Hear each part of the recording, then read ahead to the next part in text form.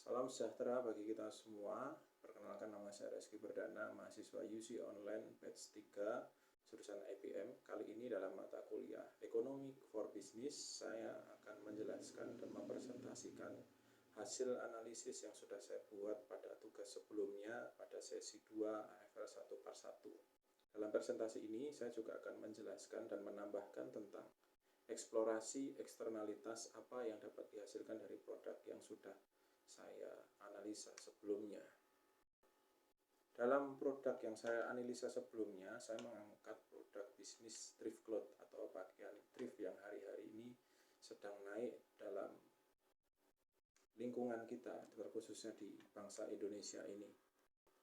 Sebelumnya, saya akan melakukan analisis permintaan dan penawaran atas produk tersebut, dan saya akan menjelaskan tentang latar belakangnya terlebih dahulu.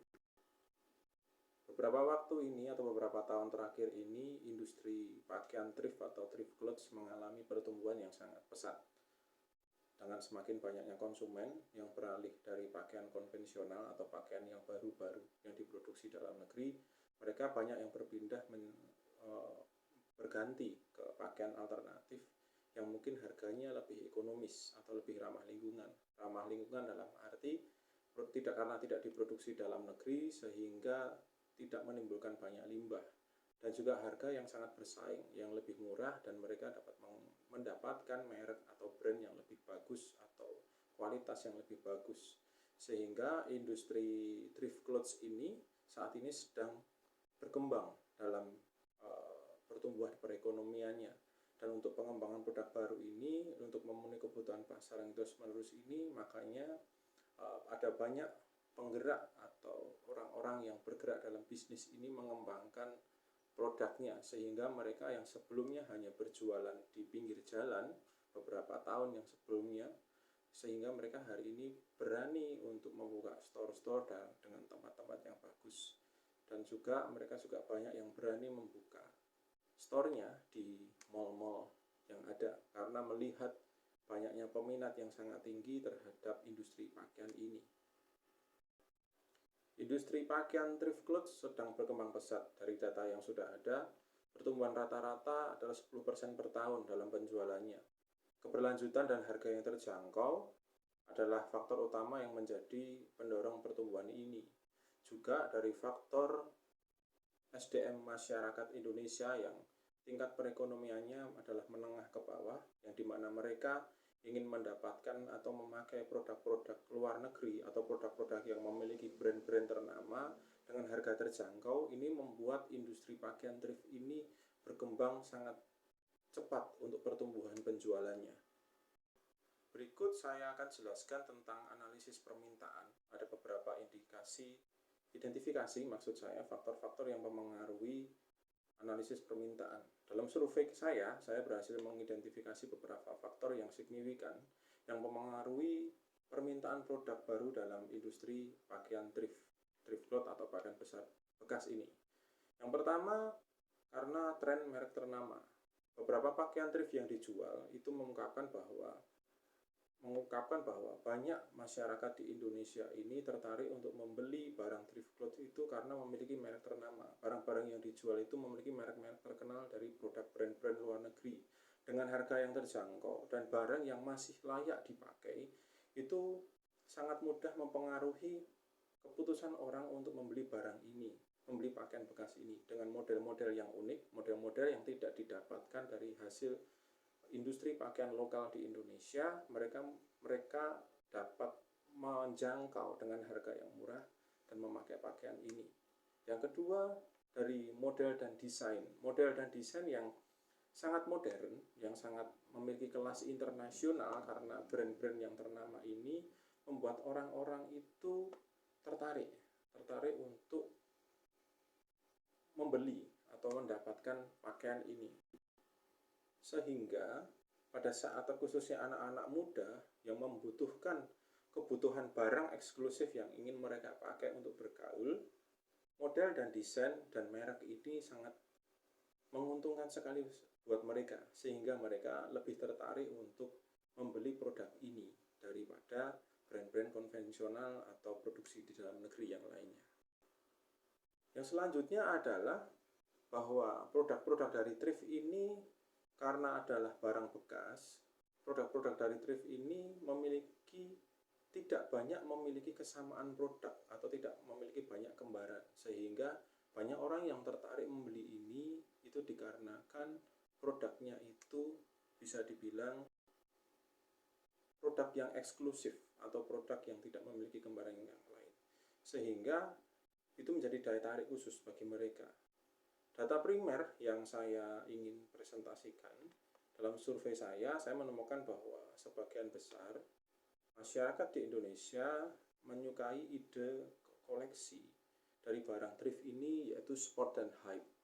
Jadi sporty dan hype. Hype itu adalah yang gaul-gaul yang sering dipakai oleh orang-orang Amerika, gitu kan. Kebanyakan orang-orang Amerika yang menampilkan pakaian dengan desain yang elegan, mewah, yang juga masih pantas untuk dipakai oleh anak-anak muda dengan model khusus, gitu kan, yang sulit ditemukan atau didapatkan dari hasil dari produksi pakaian lokal. Melihat hal ini adalah bagaimana cara mereka bisa memakai produk ini untuk menyampaikan kepribadian orang bagi para penggunanya melalui dengan cara mereka berpakaian, sehingga mereka dapat mengikuti tren-tren yang ada, dari tren-tren sporty dan tren-tren hype atau tren-tren yang elegan. Itu mereka bisa mendapatkan dari produk-produk dari pakaian thrift ini. Yang kedua, dari data sekunder, statistik industri menunjukkan bahwa pertumbuhan penjualan thrift clothes telah mengalahkan pertumbuhan industri pakaian konvensional beberapa tahun terakhir ini. Namun, saya juga mencatat bahwa pertumbuhan ini cenderung terjadi di segmen pasar tertentu yang mencari barang-barang yang unik dan berharga. Jadi segmen konsumennya masih terpecah, segmen konsumennya masih terbagi menjadi dua. Masih ada beberapa orang yang memang menyukai hasil-hasil produksi dari konvensional dalam negeri, tapi juga banyak juga yang memang anak-anak muda terkhususnya itu yang mereka menyukai dari produksi dari barang-barang thrift ini atau dari memiliki merek-merek tertentu dari luar negeri.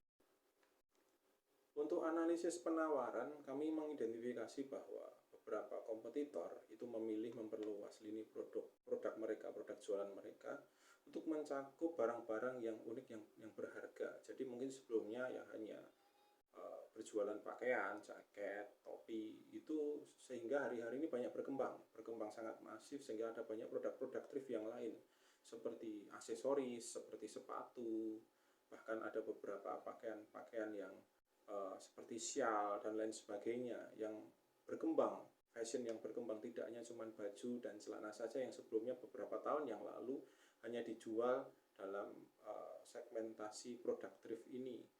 Namun sebagian besar pasar juga masih membatasi penawaran mereka untuk barang-barang umum tanpa menawarkan produk-produk yang benar-benar eksklusif. Jadi barang-barang yang memang tidak eksklusif itu justru hari-hari ini karena trennya sedang naik, itu justru malah jarang laku. Tetapi barang-barang yang thrift yang eksklusif gitu kan, yang memiliki tren khusus, memiliki nilai value khusus secara model, desain atau merek, itu justru yang bisa berkembang dan bisa paling laku, seperti itu. Ya, berikut selanjutnya saya akan menjelaskan tentang konteks bisnis pakaian thrift cloth.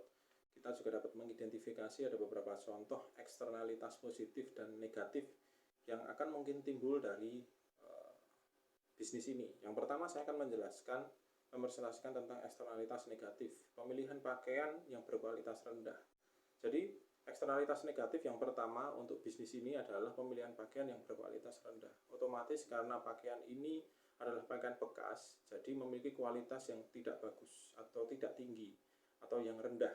Yang kedua, konflik dengan industri fashion konvensional. Bisnis ini memiliki konflik yang baru untuk bersaing dengan industri fashion konvensional, yaitu pasti terbukti dengan banyaknya peminat pakaian thrift ini yang hari-hari ini sangat masif dengan jumlah penjualan yang lebih banyak daripada pakaian-pakaian produksi dalam negeri, sehingga ada banyak pelaku bisnis industri tekstil garment konvensional di Indonesia itu mereka mengeluhkan karena penjualan pasarnya menurun, sehingga mereka meminta pemerintah untuk meninjau lagi, meminta pemerintah untuk mengkaji lagi tentang bisnis ini untuk membatasi atau menghentikan menstop tentang impor barang-barang thrift ini dari luar negeri. Karena penjualan yang sangat masif dan sangat cepat, otomatis penjualan pakaian thrift ini memiliki dampak juga untuk barang-barang bekas yang lainnya. Yang sebelumnya barang-barang bekas yang di luar pakaian itu memiliki harga yang murah dan dapat dijangkau.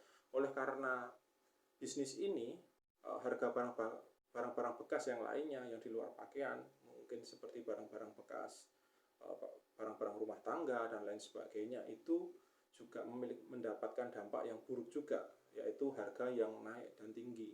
Karena harga pakaian thrift ini juga sangat cepat sekali naiknya daripada beberapa tahun yang lalu. Beberapa tahun yang lalu, anggap saja harga satu kaos itu bisa dibanderol dan dijual dengan harga 10.000, 20.000 untuk harga pakaian thrift. Tetapi karena hari-hari ini sudah menjadi model, trend center, menjadi benchmark anak-anak muda untuk memakai pakaian tren ini, sehingga ada banyak pengusaha pakaian thrift ini, mereka itu membuka tokonya atau store-nya berani besar-besaran di mall dan di beberapa tempat yang bagus, sehingga harganya, nilainya jadi naik, ya itu akan mempengaruhi harga barang bekas yang lainnya. Yang kedua, untuk eksternalitas positif, untuk eksternalitas positif yaitu pemberian pekerjaan yang mendukung komunitas di sekitarnya. Dikarenakan bisnis pakaian thrift cloth ini seringkali kita melihat beroperasi di tingkat lokal, jadi tidak di tingkat internasional, sehingga justru malah bisnis ini dapat memberikan lapangan pekerjaan atau membuka peluang baru untuk orang-orang yang berada di sekitarnya atau penduduk di sekitarnya, untuk mereka bisa bekerja di tempat ini, untuk bisa memulai industri bisnis ini dari modal yang sangat kecil. Yang selanjutnya adalah karena pakaian thrift ini dari brand-brand yang ternama dan dari merek-merek dari luar negeri, thrift cloth ini mendorong kesadaran akan mode berkelanjutan. Ya, jadi ini dapat menginspirasi orang untuk dapat lebih memikirkan konsumsi mereka dan dampaknya bagi lingkungan juga untuk secara produksinya. Hal ini akan menghasilkan efek positif dalam hal pengurangan pemborosan sumber daya dan penurunan polusi dari produksi pakaian dalam negeri yang menghasilkan banyak limbah. Selain itu juga akan mendorong juga untuk orang-orang yang lain, mempengaruhi konsumen yang lain untuk bahwa ini memiliki tren, memiliki gaya yang bagus. Kalau memakai merek ini itu seperti, atau memakai model khusus, memakai merek khusus ini akan memiliki tingkat membangun kepercayaan diri juga bagi setiap orang-orang yang memakainya. Berikut video presentasi dari saya. Terima kasih.